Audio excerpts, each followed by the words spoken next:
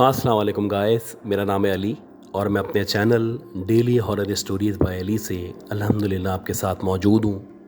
मैं उम्मीद करता हूँ आप लोग दुनिया में जहाँ भी मौजूद हैं खैरियत से हैं, खुश हैं और कामयाब हैं।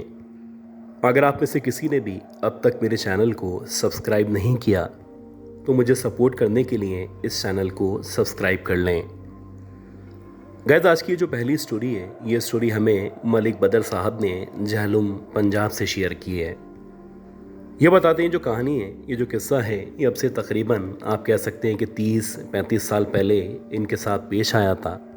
और उस दौर में ये जहलुम के करीब एक गांव में रहा करते थे। बेसिकली इनका जो ताल्लुक़ था वो एक गरीब घराने से था। तो जैसे ही इन्होंने 5वीं क्लास का इम्तिहान पास किया तो इनके वालिदैन ने, ख़ास तौर पे इनके जो चचा थे, उन्होंने इनको बैलगाड़ी चलाना सिखा दी। इनके चचा ने इनको जो बैलगाड़ी चलाना सिखाई थी उसके पीछे ये वजह थी कि अक्सर गांव के लोगों को शहर की तरफ जाना पड़ता था। तो शहर जाने के लिए वो मुख्तलिफ़ गाड़ियों का, गधा गाड़ी का, ऊँट गाड़ी का या बैलगाड़ी का इंतखाब किया करते थे। और जब वो गांव से मार्केट जाते और मार्केट से वापस आते तो इस तरह बहुत सारे लोगों के लिए रोज़गार का मौका मैसर आया करता था। अब इनके चचा का यही ख्याल था कि जब ये बैलगाड़ी चलाना शुरू करेंगे तो आहिस्ता आहिस्ता करके कुछ पैसे बनाना शुरू कर देंगे। खैर, ये बताते कि मैंने जब बैलगाड़ी चलाना शुरू की तो शुरू में करीब की जो मंजिल थी, या आप कह सकते हैं कि गांव के अतराफ़ में जितना भी एरिया था मैं वहां तक जाया करता था। लेकिन जैसे जैसे टाइम गुजर रहा था और मेरे एक्सपीरियंस में इजाफा हो रहा था तो मैंने ना सिर्फ एक गांव से दूसरे गांव का बल्कि शहर की तरफ का भी रुख करना शुरू कर दिया था। तो वैसे ही एक दफ़ा शदीद सर्दियां चल रही थी और गालिबन दिसंबर का महीना था। मुझे इत्तफाक से किसी काम से या किसी को लेके ना सिर्फ शहर की तरफ जाना पड़ा, बल्कि जब मैं शहर से वापस आ रहा था तो एक तो मैं अकेला था और मुझे आते आते मगरिब के बाद का टाइम हो चुका था। आम तौर पे जो हमारे गांव के बुजुर्ग थे, जितने भी बड़े थे, वो मगरिब के बाद गांव से बाहर जाने से या वहां से आने से परहेज़ करने का कहा करते थे। अब इसके पीछे क्या वजह थी, क्या रीज़न था, ये मुझे मालूम नहीं था। लेकिन अक्सर औकात इस बारे में बहुत ज़्यादा सख्ती से भी निपटा जाता था। खैर, जब मैं वापस अपने गांव की तरफ आ रहा था और मुझे अच्छी तरह याद है कि मेरे गांव का तकरीबन आधे या पौन घंटे का रास्ता बाकी था, मैं एक ऐसी जगह पे मौजूद था जहां मेरे अतराफ़ में ना सिर्फ खेत ही खेत थे, बल्कि खेतों के बाद बहुत लंबे लंबे बड़े बड़े दरख्त मौजूद थे। आप कह सकते हैं कि जो एरिया था मुकम्मल तौर पे वीरान एरिया था और दूर दूर तक किसी आबादी का नामो निशान मौजूद नहीं था। इसी दौरानी में जबकि मैं उस वीरान इलाके में मौजूद था और आहिस्ता आहिस्ता करके धुंध बढ़ती चली जा रही थी, मुझे एकदम से ऐसा एहसास हुआ कि जिस तरफ मेरी बैलगाड़ी बढ़ती चली जा रही है, एकदम से किसी ने मुझे न सिर्फ फॉलो करना शुरू किया है, बल्कि हर कुछ देर के बाद बाकायदा मेरा नाम लेके मुझे पुकारा जा रहा है। ये जो आवाज़ थी, बज़ाहिर ऐसा लग रहा था जैसे कोई ज़नाना आवाज़ है, कोई लड़की है, कोई औरत है जो बाकायदा बहुत प्यार से मुझे मुखातिब कर रही है। अब पहले तो मैंने इस आवाज़ को नज़रअंदाज किया, लेकिन मुसलसल जब मेरे नाम को पुकारा जाने लगा तो कुछ देर के बाद जब मैंने पलट के पीछे की तरफ देखा तो पीछे देखने पे कोई भी मौजूद नहीं था। मुसलसल कुत्तों के भौंकने की आवाज़ें आ रही थी और ऐसा लग रहा था जैसे जो भी है वो कुत्तों को नज़र आ रहा है, लेकिन मुझे अल्लाह जाने क्यों दिखाई नहीं दे रहा है।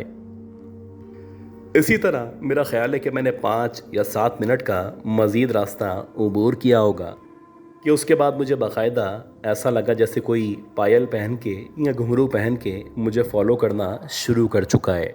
जैसे जैसे मेरी बैलगाड़ी आगे बढ़ रही थी वैसे वैसे मुझे पायल और घुंघरू की आवाज़ सुनाई दे रही थी और एक तरह से मुझे यकीन हो चला था कि मेरे पीछे कोई ना कोई औरत लग चुकी है। अक्सर इस तरह के इलाकों में वीरान रास्तों पे, सुनसान जगहों पे डाकू, चोर, लुटेरे या इस तरह के लोग औरतों के ज़रिए वारदात करने की कोशिश किया करते हैं। तो अब तक मुझे ये लग रहा था जैसे जो भी औरत है सरासर ये किसी डाकू गैंग का हिस्सा है, यकीनन ये मुझे नुकसान पहुंचाना चाहती है। खैर, मैं मुसलसल आगे बढ़ता चला गया और इसी दौरानी में मुझे अब ऐसा लगा जैसे मेरी जो बैलगाड़ी है एकदम से वो हल्की होना शुरू हो चुकी है। ऐसा लग रहा था जैसे मेरी बैलगाड़ी के ऊपर एकदम से बहुत ज़्यादा वज़न रख दिया गया है। ये जो बैल थे ये लाख कोशिश के बावजूद बहुत तेज़ी के साथ ना ही आगे बढ़ पा रहे थे, बल्कि ऐसा लग रहा था वो भी बिदकने लगे हैं और शायद कोई मखलूक इनको भी नज़र आना शुरू हो चुकी है। अब कुछ देर के बाद जब मैंने अपने पीछे यानी जो बैलगाड़ी का पीछे वाला हिस्सा था उस तरफ देखना शुरू किया तो मुझे ऐसा लगा जो बैलगाड़ी का आखिरी वाला हिस्सा है या आप कह सकते हैं कि जहाँ पे बैठने की जगह है वहाँ पे कोई औरत या लड़की बैठी हुई है। मुझे उसका बैक साइड वाला हिस्सा यानी पीठ वाला हिस्सा दिखाई दे रहा था, जबकि उसके जो पाँव थे वो ना सिर्फ नीचे लटके हुए थे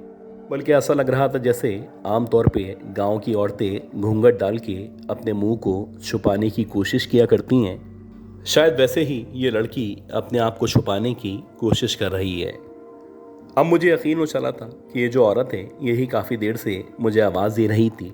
मुख्तलिफ बहानों से मुख्तलिफ हीलों से मुझे मुखातिब करने की कोशिश कर रही थी। खैर मैंने चलती हुई बैलगाड़ी के दौरान ही उस लड़की से पूछा कि तू कौन है और मेरी बैलगाड़ी के ऊपर कैसे आके बैठी है। मैंने उससे पहले एक बार पूछा, फिर दूसरी बार पूछा और जब तीसरी बार उसने कोई रिस्पॉन्स नहीं किया तो मेरे पास जो एक छड़ी मौजूद थी मैंने उसको उसकी तरफ बढ़ाते हुए कहा कि अगर तूने मेरी बात का जवाब नहीं दिया तो मेरे हाथ में जो छड़ी मौजूद है इस छड़ी से तुझे मारना शुरू कर दूंगा।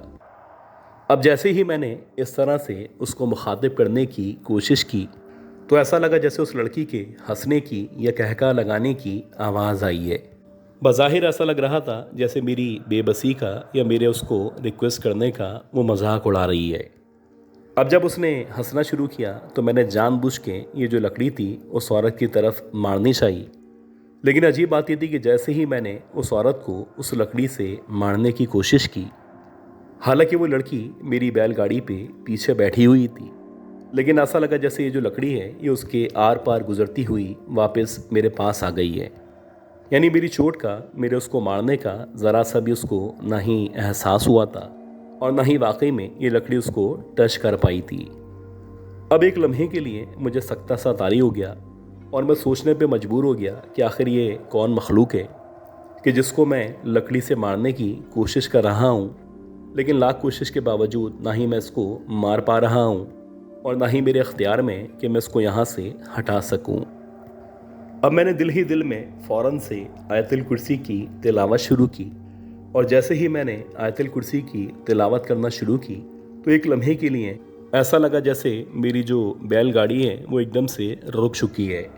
कुछ अजीब तरीके से, ना सिर्फ अजीब तरीके से बल्कि बहुत गुस्से के साथ ये जो भी लड़की थी ये एकदम से मेरी बैलगाड़ी से नीचे उतरी और नीचे उतरने के बाद जब उसने पलट के मेरी तरफ देखा तो आप यकीन करें जो मंज़र मेरी आंखों के सामने मौजूद था, इस जैसा खौफनाक मंज़र मैंने अपनी ज़िंदगी में कभी भी नहीं देखा था। बज़ाहिर बहुत ही खूबसूरत, बहुत ही नाजुक नज़र आने वाली लड़की, जिसका मैं सिर्फ बैक साइड वाला हिस्सा बमुश्किल देख पाया था, जब उसने मेरे सामने अपना चेहरा किया तो उसके चेहरे पे तमाम नक्कूश मौजूद थे, लेकिन उसके चेहरे के अंदर जो आंखों वाला हिस्सा है वो मुकम्मल तौर पे खाली था। यानी उसकी आंखों की जगह गड्ढे पड़े हुए थे और ऐसा लग रहा था जैसे उसकी आंखों की जगह को मुकम्मल तौर पे खाली कर दिया गया है। आप यकीन करें ये जो लम्हा था, इस लम्हे मुझे बस लग रहा था कि मेरा दम निकलने ही वाला है, लेकिन बस अल्लाह का शुक्र है कि मैंने मुसलसल तिलावत को जारी रखा और जैसे तैसे करके मैंने आगे बढ़ना शुरू कर दिया, जब तक कि मैं वापस अपने गांव, अपने घर नहीं पहुंचा। मुझे मुसलसल किसी के फॉलो करने का या मेरा नाम पुकारने का, इवन के बाकायदा पीछे पीछे चलने का एहसास होता रहा। खैर जैसे तैसे जब मैं अपने गांव, अपने घर पहुंचा तो इस दौरानिए में ही मुझे ना सिर्फ शदीद बुखार हो चुका था बल्कि मुझे अंदाज़ा हो चुका था कि मेरी तबीयत मज़ीद ख़राब होने वाली है। और ऐसा ही हुआ कि जब मेरे साथ ये वाक़या पेश आया तो उस वाक़ये से लेके तकरीबन 13-14 दिनों तक मुझे शदीद बुखार रहा। इस दौरानिए में मेरे घर वाले, इवन के जो हमारी मस्जिद के इमाम साहब थे, वो भी मुसलसल हम पे, मुझ पे दम दुरूद करते रहे। इस वाक़ये के बाद मुझे बेसिकली समझ में आया था कि हमें इस गांव में रात के बाद सफ़र करने से या दूर जाने से क्यों मना किया जाता था। जो भी बुज़ुर्ग या बड़े कहा करते हैं, यकीनन इसके पीछे कोई ना कोई हिकमत ज़रूर हुआ करती है।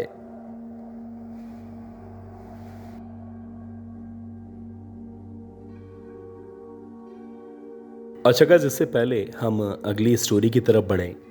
अगर आप में से किसी ने भी अब तक मेरे चैनल को सब्सक्राइब नहीं किया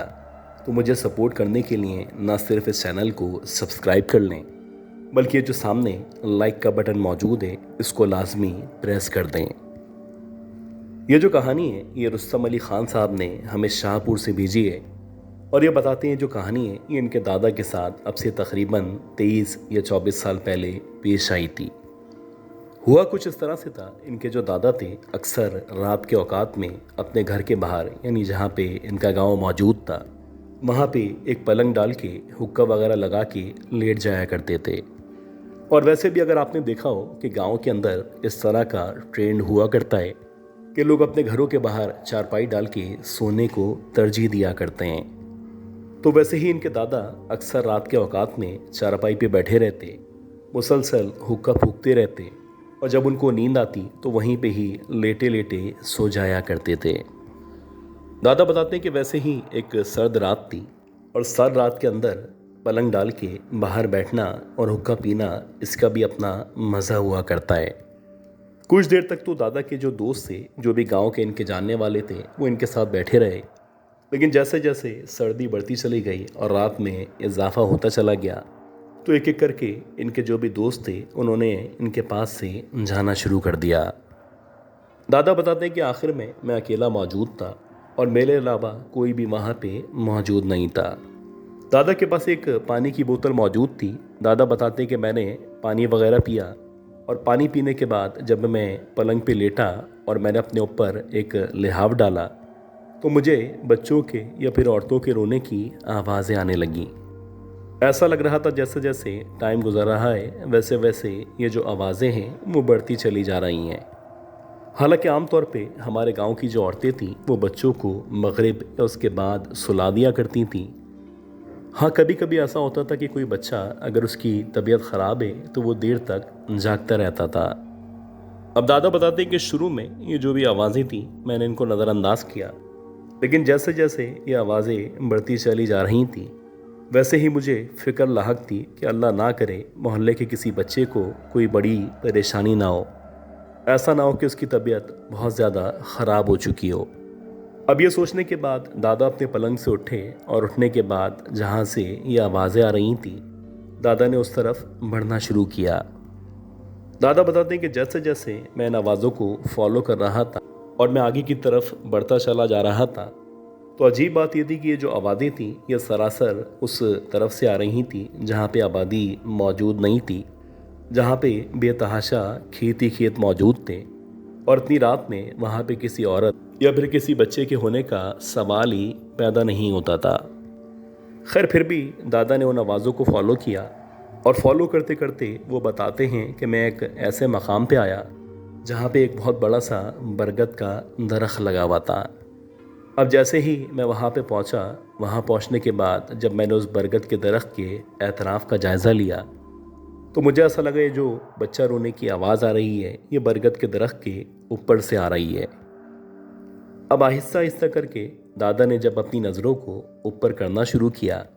और जब उनकी नज़र एग्जैक्टली बरगद के दरख्त के ऊपर पड़ी तो बताते हैं कि मैंने देखा कि एक बच्चा जिसकी आंखें लाल शोलों या अंगारों की तरह चमक रही हैं वो ना सिर्फ दरख्त की शाख के ऊपर बैठा हुआ है बल्कि कुछ अजीब तरीके से उसके पाँव और उसके हाथ ज़मीन की तरफ लटके हुए हैं। उसके पाँव या उसके हाथ इस कदर लंबे थे कि ऐसा लग रहा था जैसे तकरीबन 3 या 4 फीट तक नीचे की तरफ लटके हुए हैं। कुछ अजीब तरीके से वो बच्चा मेरी तरफ देख के रो रहा था और ऐसा लग रहा था जैसे उसको किसी ने सज़ा के तौर पे वहाँ पे बिठा दिया है। अजीब बात ये थी ये जो बच्चा था इसका जो हुलिया था, ख़ास तौर पे इसके जो पाँव और हाथ थे ये किसी भी तौर इंसानों की तरह नहीं लग रहे थे। खैर, दादा को जैसे ही ये एहसास हुआ तो वो बताते कि मैं पलट के जैसे ही वापस आने वाला था